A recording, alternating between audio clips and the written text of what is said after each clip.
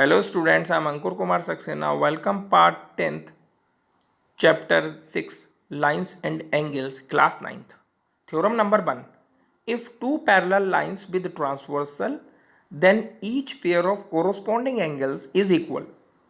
Statement पढ़ने के बाद हमें ये पता चल चुका है कि पैरेलल लाइंस और ट्रांसवर्सल हमारे पास हैं और तब प्रत्येक पेयर यानी हर एक जोड़ा कोरोस्पोंडिंग एंगल का इक्वल होगा। गिवन सबसे पहले दो पैरेलल लाइन हम देख पा रहे हैं, A B parallel to C D और साथ ही ई एफ जो है वो ट्रांसवर्सल है। प्रूफ क्या करना है? Each pair of corresponding angles is equal. और कोरोस्पोंडिंग एंगल्स कौन कौन से हैं बेटे? जैसे एंगल 1 के साथ एंगल 2, एंगल 3 के साथ एंगल 4, एंगल 5 के साथ एंगल 6, एंगल 7 के साथ एंगल 8। तो हमें प्रूफ करना है एंगल 1 बराबर होगा एंगल 2 के, एंगल 3 बराबर होगा एंगल 4 के, एंगल 5 बराबर होगा एंगल 6 के, एंगल 7 बराबर होगा एंगल 8 के। प्रूफ में हमने एक बार रफ फिगर बना लिया है।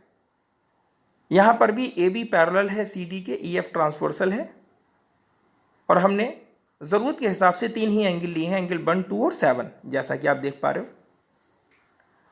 सबसे पहले हम जानते हैं कि वर्टिकल अपोजिट एंगल्स इक्वल होते हैं, तो हम लिख सकते हैं angle 1 is equal to angle 7।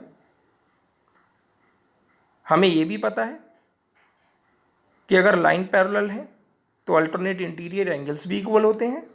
हम लिख सकते हैं angle 2 is equal to angle 7। Figure का यूज हमने कर लिया है। दोनों ही लाइनों में राइट हैंड साइड पर एंगल 7 आ रहा है, यानी राइट हैंड साइड्स सेम है, तो लेफ्ट हैंड साइड्स भी हम सेम रख सकते हैं, यानी हम लिख सकते हैं angle 1 is equal to angle 2। तो इस तरह से हमने कोरस्पॉन्डिंग एंगल का एक पेयर इक्वल कर लिया है। सिमिलरली इसी तरीके से हम रिमेनिंग पेयर्स भी इक्वल कर सकते हैं, such that angle 3 is equal to angle 4, comma angle 5 is equal to angle 6, comma angle 7 is equal to angle 8। This is the complete proof of this theorem. Now the time of theorem number 2. If transversal intersects two lines, अब यहां देखिए parallel lines नहीं बोला गया है।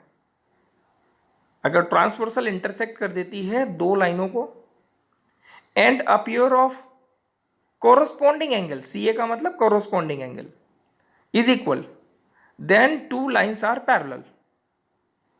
Statement को समझते हैं कि कोई दो लाइनें हैं, ट्रांसवर्सल उसको इंटरसेक्ट कर रही है और एक जोड़ा कोरोस्पोंडिंग एंगल का इक्वल है, तब जो दोनों लाइनें हैं वो पैरेलल होंगी। यानी हमें प्रूफ में क्या करना है? लाइनों को पैरेलल प्रूफ करना है। तो फिगर में भी हमने जो पी क्यू और आर एस लाइंस बनाई हैं वो पैरेलल की तरह बनाई हैं, वो पैरेलल नहीं बनाई हैं। ऑलवेज रिमेंबर, जो चीज़ हमें बेटे प्रूफ करना होती है हम उस जैसी बनाते हैं। जैसे हमें दोनों लाइनों को पैरेलल प्रूफ करना है, तो हमारे लिए यहाँ P Q is not parallel to R S. P Q line जो है वो आर एस लाइन के पैरेलल नहीं है, हम ये मानेंगे, लेकिन जब हम ड्रॉ करेंगे तो इसी तरीके से ड्रॉ करेंगे कि वो पैरेलल जैसी लगे, क्योंकि हमें प्रूफ करके लाना है ना।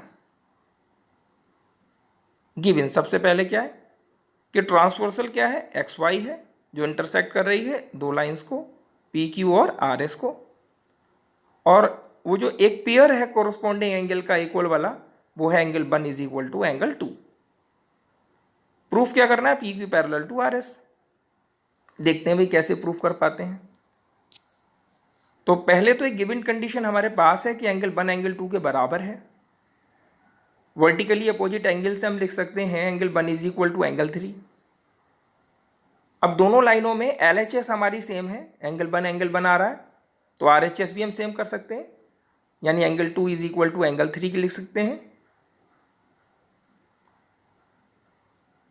बट लेकिन 2 और 3 तो ये तो अल्टरनेट इंटीरियर एंगल से इक्वल हो रहे हैं, और नोट्स में हमें ये बताया गया था कि अगर अल्टरनेट इंटीरियर एंगल्स अगर इक्वल हो रहे हैं इसका मतलब लाइंस क्या होंगी, पैरेलल।